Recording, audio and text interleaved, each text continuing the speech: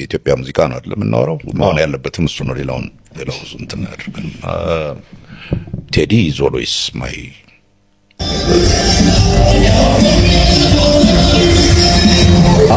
ዛሬ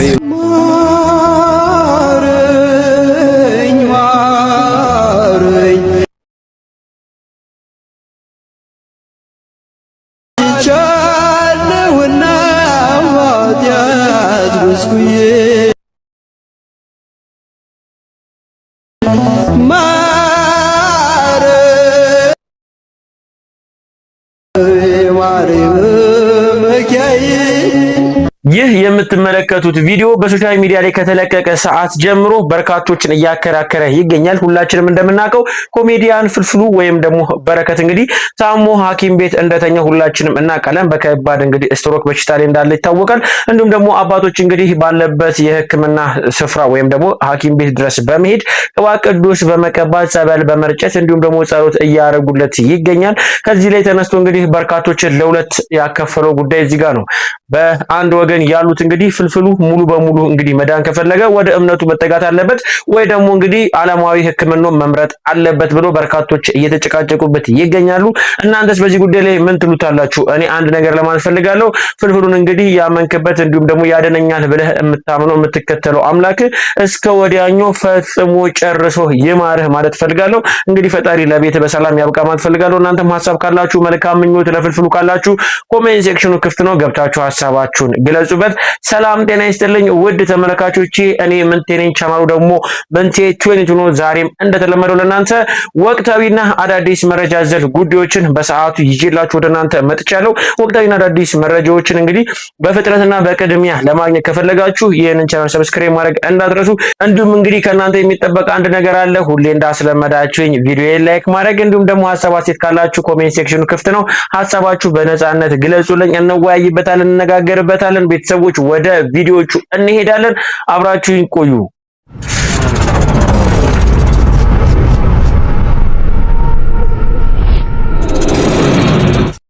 በቅድሚያም እንግዲህ ቤተሰቦች ከቲክቶኩ መንደር ለወጣቶቹ ይድረስ የሚል የወጣቱና የፖለቲካ አመለካከቱን በተመለከተ ወንድማችን ግልጽ ባለ አጭር ቋንቋ እንግዲህ ገልጾልናል። እስቲ ቪዲዮ ልጋብዛችሁ፣ ይጠቅማችኋል፣ አዳምጡት። የቴዲ አፍሮን ሙዚቃ ከሰማው በኋላ አንድ ነገር ታዘብኩት ራሴ። ሀገሩ ሀገሬ ናት፣ ከተማው ከተማዬ፣ ሐሳቡ ሐሳቤ ነው። ድምጼ ይሰማላ። ለምንድን ነው ማላወራው? ፖለቲካ አይወራም እፉ ነው ተበለን እኮ ከድሩ ጀምሮ። ቆይ ግን ስለ ሀገር ማውራት ፖለቲካ ነው እንዴ? አይደለም። ኢትዮጵያ ከ130 ሚሊዮን ሕዝብ በላይ የሚኖርባት ትልቅ ሀገር ነው። ይህን ሁላ ሕዝብ የያዘች ሀገር ነውና ስህተት እንድትሰራ ያደርግሃል። ግስት ሲሳሳት እኛ ሕዝቦቹ ካላረምነው ማን ሊያርመው? የኬንያ ሕዝብ መጥቶ ሊያርመው ነው? አያርመውም። አንተ ስለ ኬንያ ያገባህ አያገባህ፣ ስለ ሀገር ግን ያገባህ ብራዘር። ስለዚህ መሪ ሲሳሳት ታርሞ ፖለቲካ አወራህ ማለት አይደል? ቴዲ አፍሮ ዘፈን እስኪያወጣ ከጠበቅክማ ብራዘር፣ አሁን ከዚህ በኋላ ቴዲ አፍሮ ሙዚቃ ባይሰራ ምን ልትሆን ገብቶሃል? እና ስለዚህ በስነ ስርዓት ምናምን ፖለቲካ እናወራ ብለን እንጠይቃለን። ይፈቀድልን። ሀገር ያሳደጋል ብራዘር። መንግስት ሲሳሳት ስህተቱን መናገር እሱን ማገዝ ነው፣ መቆም አይደለም ማገዝ ነው። ስለዚህ መንግስታችንን እናግዘዋለን ስህተቱን በመናገር ማለት ነው። እና ጋሽ ማጫ ነኝ። እንግዲህ ቤተሰቦች እንደሰማችሁት ነው። ሁሉም ሰው ወይም ደግሞ ሁሉም ወጣት ሊረዳው የሚገባ ነገር ይሄ ነው። ለሀገር የሚጠቅመው መድረክ እስከሆነ ድረስ በጋራ እየተነጋገርን ስህተቶቻችን እየተራረምን ብንቀጥል ብዬ ሀሳብ መስጠት ፈልጋለሁ። በወንድማችን ሀሳብ ላይ ግን ምን አይነት ሀሳብ አላችሁ? የእናንተን ማመለካከት ብታጋሩኝ የበለጠ እንወያይበታለን፣ እንማማርበታለንና ኮሜንት ሴክሽኑ ክፍት ነው። ሀሳባችሁን ስጡበት። በተጨማሪም እንግዲህ በቲክቶክ ፕላትፎርም ላይ በርካቶቻችን የተዋወቅ ነው አዋንታ በርሲሳ በሚል ስያሜ የምናውቀው እንግዲህ የተለያዩ ህገወጥ ስራዎችን ለመንግስትም ለህዝብም እንግዲህ እያጋለጠ የሚገኘው አንድ አንጋፋ ሰው አለ። በሱ ጋር እንግዲህ በዙሪያው ካሉ ሰዎች መካከል አብሮት የሚረዱት ከሱ ጋር ተመሳሳይ እንግዲህ መልካም ሰዎችን የሚሰሩ ጓደኞቹ እንግዲህ አሁን ላይ በእስር ላይ እየዋሉ እንደሆነ መረጃ እንግዲህ አጋርቶናል። እስቲ ቪዲዮ ልጋብዛችሁና ሐሳባችንን እንሰጥበታለን። እስር አይደለም ሞት ሊኖር እንደሚችል ቀድመን ገምተናል። ልንሞት ሁላ እንችላለን። በዚህ ነው የፍራቻን ሉጋማችንን በጥሰን ጥለን አደባባይ የወጣ ነው። በዚህ ኮንተንት ላይ እንግዲህ ጉልበት ሊሆነን የሚችል ሌላ ሰዎች መጥተዋል። እንደነ ተስፋ ያሉ እንደነ ሌዊ ያሉ እነዚህን ሰዎች እንግዲህ ተስፋዬን ትላንትና ከቢሾፍቱ ደብረ ዘይት የ4 ኪሎ ፖሊስ ነኝ የሚል ይዞት ወደ ሌቦቹ ሰፈር ይዞት ሄዷል። ተስፋዬ እንግዲህ ያለው ነገር ኢትካር የተባለው ድርጅት ውል ከተፈራረመ በኋላ ለ3 ወር መኪና አስመጣለሁ ብሎ እስከ 8 ወርና እስከ 1 ዓመት የቆዩ ሰዎች አሉ። ይሄም የማጭበርበር ምልክቶች ናቸው፣ ተጠንቀቁ። እኔም እልሃለሁ ቆይተሃል። በ3 ወር አመጣለሁ ብለህ እስከ 1 ዓመት ድረስ ቆይተሃል። ያልመለስክላቸው ሰዎች አለ፣ መኪናውን ያልሰጣችኋቸው ሰዎች አሉ እንላለን። ናና ሰረን ሀገራችን ነው፣ የትም መሄድ አንችልም። እንደናንተኛ ለተለያዩ የህግ አካላት ገንዘብ እየከፈን እንደዚህ አድርጉልን ማለት አቅሙ የለንም። ነገር ግን እኩል ዜጋ ስለሆን በሀገራችን ጉዳይ ላይ ያገባናል። እንደነ ተስፋ ያሉ ሰዎች እንደኛ ያሉ ሰዎች ልንሸለም እንጂ ልንታሰር አይገባም ነበር።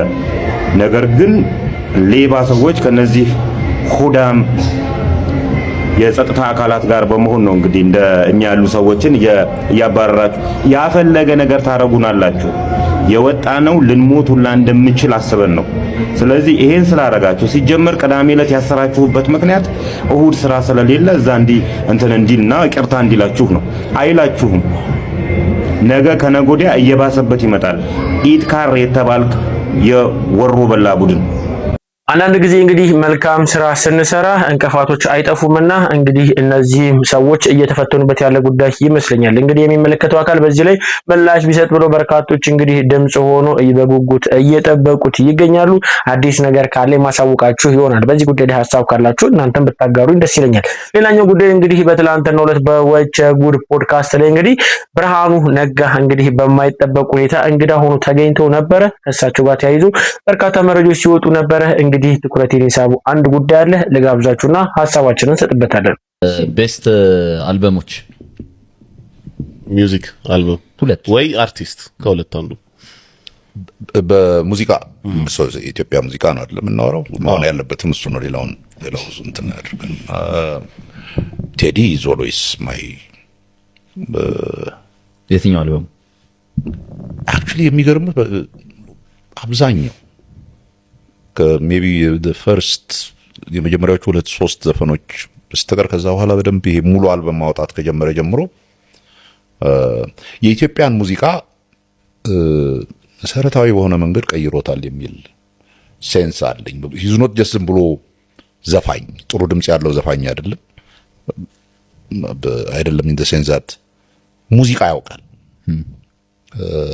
ሊሪክሱን ማዘጋጀት ያውቃል፣ ሙዚቃውን ማቀናበር ያውቃል።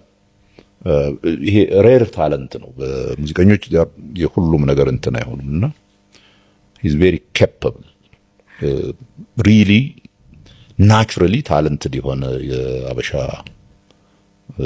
ዘፋኝ እሱ ይመስለኛል።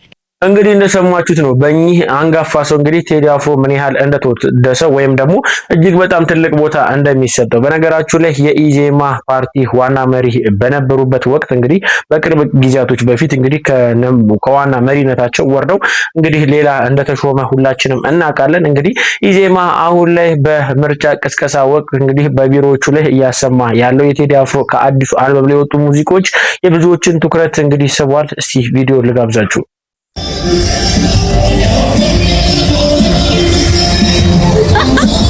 እንዳያችሁ ነው የቴዲ አፍሮ እንግዲህ ኢትዮዲካ ከሚለው አልበም ላይ የተወሰደችው ያቺ ዳስጣል የምትለው ሙዚቃ በርካቶች እየተቀባበሉት እንግዲህ እየተነጋገሩበት ያለ ሙዚቃ ነው። በአሁን ሰዓት ላይ ከ9 ሚሊዮን በላይ ሰው እንግዲህ እንደተመለከተው መርሳት የለብንም። በዚህ አጋጣሚ የምነግራችሁ እንግዲህ ይህ ሙዚቃ እንግዲህ አሁንም ላይ የዓለም ሪከርዶችን እየሰባበረ እንደቀጠለ ብዙዎች እየተነጋገሩበት ይገኛሉ። እናንተስ በዚህኛው አልበም ላይ ምን አይነት ሀሳብ አላችሁ? እንግዲህ ሀሳብ ልጠይቃችሁ ብዬ ነው። ወደ ሌላ ጉዳይ ስንሄድ እንግዲህ ቴዲ አፍሮ ከአልበም ዘፈን እንግዲህ ወደኛ ሲያደርስ ምን አይነት ሚስጥራቶች ወይም ደግሞ ምን አይነት ርቀት ያህል ተጉዞ እንደሆነ እንግዲህ አንዲት እህታችን ግልጽ በሆነና እንዲሁም ደግሞ በሚገባ መልኩ እንግዲህ አድርሳናለች። እውነት ለመናገር ስለ ቴዲ አፍሮ ያላችሁን አመለካከትን ሊቀይረው ስለሚችል እቺኛውን ቪዲዮ ተመልከቱልኝ። የቴዲን አልበም ሰማሁትኝ እና ስለ ተስፋ ላወጋችሁ ነው የመጣሁትኝ።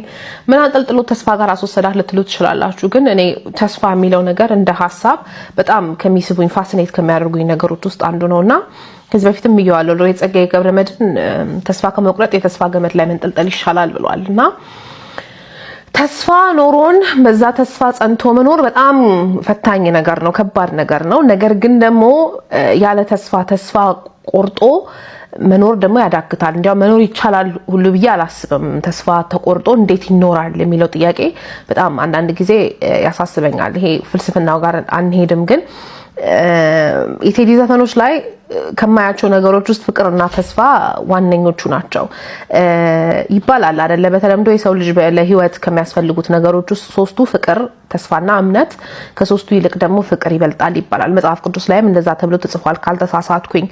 እና 1997 ዓ.ም ጀዋ ያስተሰርያል ሲወጣ ከዛ በኋላ ነው አይደል እንዲያውም አንድ አገራዊ ነገር ሲከሰት ቴዲ አይዘፍንም እንደ ማለት ሁሉ የጀመርነውና እዛ ዘፈን ላይ ስንኞች አሉ።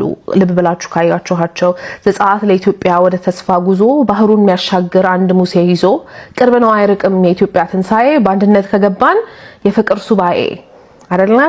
ፍቅር አተን እንጂ በረሃብ የተቀጣን አፈሩ ገራገር ምድሩ መቻሳጣን ችግራችን የፍቅር እንደሆነ ተስፋ ሰንቀን ደግሞ ወደ ኢትዮጵያ ትንሳኤ ዘጸአት ለኢትዮጵያ ወደ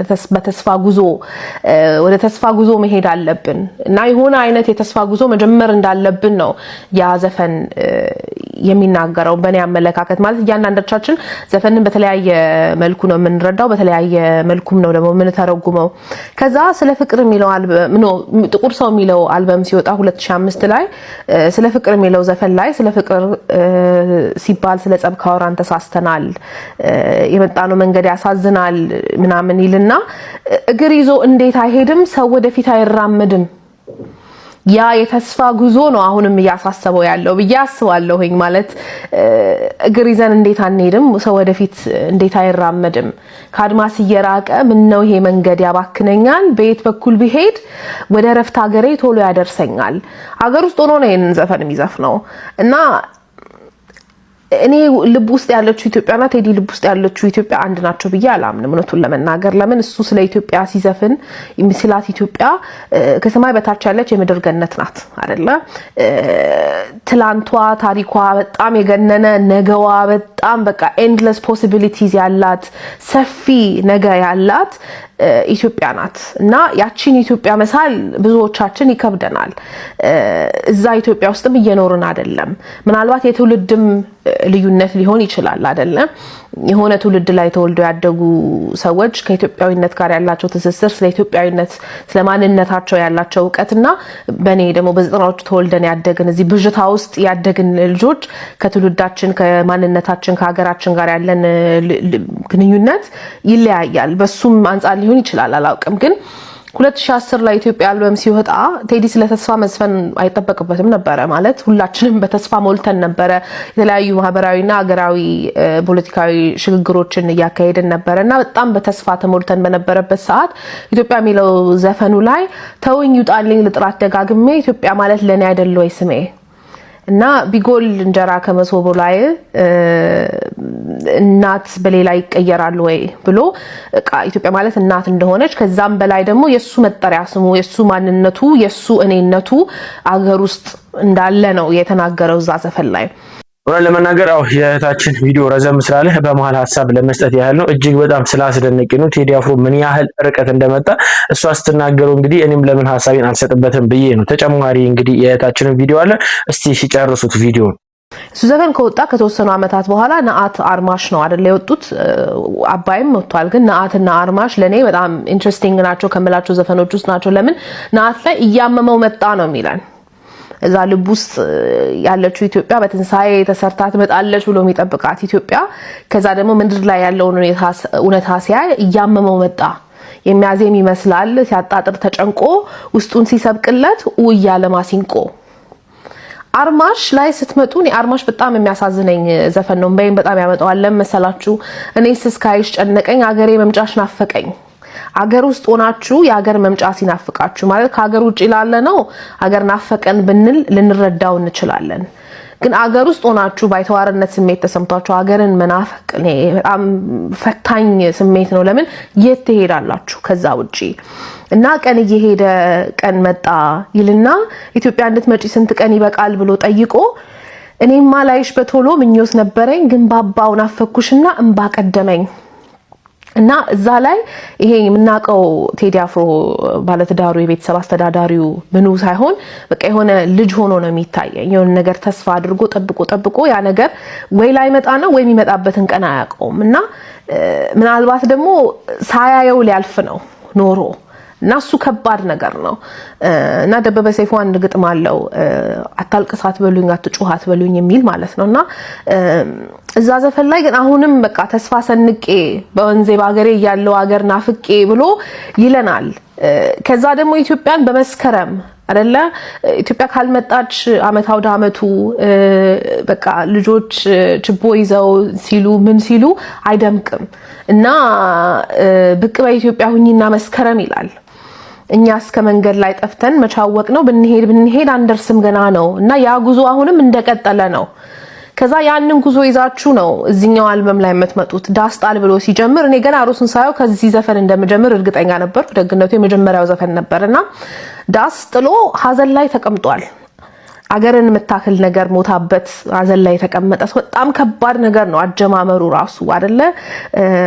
ለውስጥ ሀዘን ለቅሶ ነው የሚለው ማለት አገር ከሞተባችሁ መጀመሪያ እናንተ ናችሁ የምታለቅሱት። ከዛ ግን ደግሞ ለቅሶ መደራረስ ራሱ ባህላችን ነው እና አገር ስትሞት እነዚህ አስተሳስረው አዛምደው የሚያኖሩን ትንንሽዬ ሴቶቻችን አብረው ነው የሚሞቱት። ስለዚህ ለቅሶ አለ ተብሎ በይፋ ቢታወጅ ራሱ ለቅሶ የሚደርስ አይኖርም። ለምን? ለቅሶ መድረስ እሴታችን ነው እና እዛ ለቅሶ ላይ ያለ ሰው ነው እና እሱን ዘፈን ስሰማ በቃ እውነትም ተስፋው ተፈተነ ይበልጣልኩኝ። ለምን እንዴት ሰው ተስፋ አይቆርጥም ብዬ አስባለሁኝ። እኔ ተስፋ እንዲቆርጥ ፈልጌ አይደለም፣ ግን ይሄን ሁሉ አመት ያንን ተስፋ ይዞ መጓዝ በጣም ትልቅነት ነው እና ከሚገርመኝ የቴዲ አፍሮ ዘፈኖቹ ላይ ከማገኛቸው ሐሳቦች ውስጥ አንዱ ይሄ በቃ ተስፋ ለመቁረጡ ነውና አገር የሞተበት የት ያለቅሳል ሄዶ እዛ ጋር አገር ላይ ሆኖ አገር ሲናፍቅ የነበረው ዛሬ ደግሞ አገር ሞቶበት የት ሄዶ ያልቅስ አይደለ?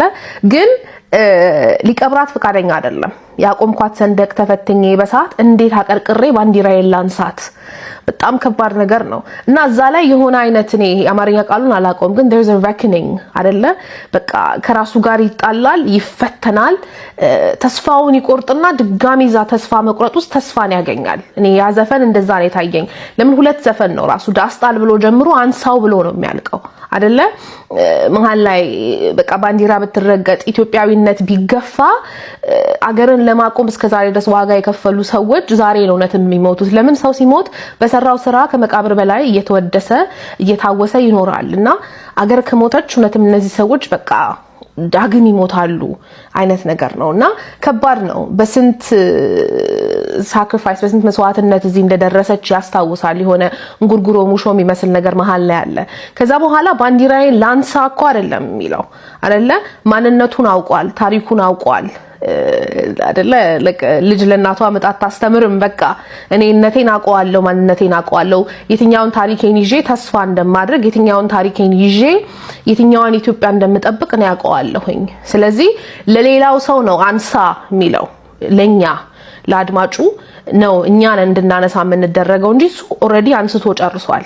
እና በጣም ይገርማል። ከዛ ጀንበር ጋር ስትሄዱ ኢትዮጵያ በመስከረም ድጋሚ ይመስላታል፣ ኢትዮጵያን በጀንበር ይመስላታል አይደለ? ይሄ የክረምት ወቅት አልፎ ከዛ ግን ዘፈኑ ሲያልቅ አሁን ከንጋቱ 11 ሰዓት ነው ይላል። 11 ነው 12 ነው አልሆነም፣ ገና ሊነጋ ነው እንጂ አልነጋም። እና ልክ እሱን ስትሰሙ ተስፋ አለ ትሉና ዳግማችሁ የት ትሄዳላችሁ መሰላችሁ? አይነጋም ወይ ለይቱ ኢትዮጵያ ያለው በ1997 የወጣው ጃዝ ተሰሪያል ላይ ዙራችሁ ትሄዳላችሁና ምናልባት ይሄንን ነው መሰለኝ ያሉት አይደለ? የትውልድ አዙሪት ውስጥ ነን፣ የሶስት ትውልድ አዙሪት ውስጥ ነን ይባላል በተደጋጋሚ፣ ግን የትውልድ አዙሪት ውስጥ ነን እና ተስፋ ይፈተናል፣ ተስፋ ይቆረጣል፣ ከዛ ግን ተስፋ ድጋሚ ይወለዳል እና እሱን ነው ያየሁበት። ብቻ አልበሙን ካልሰማችሁ ስሙት። ብዙ አወራሁት አላስበው። መልካም ቀን። ቻው።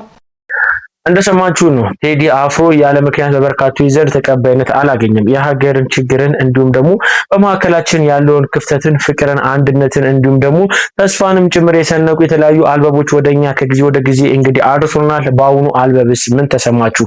ወደ እናንተ አሳለፍኩት። በነገራችሁ ላይ በትናንትናው ዕለት እንግዲህ ግርማ ተፈራ እንግዲህ የራሱ ኮንሰርት አዘጋጅቶ ነበረ።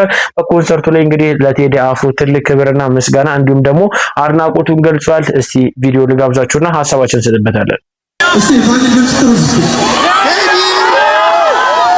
አንዴ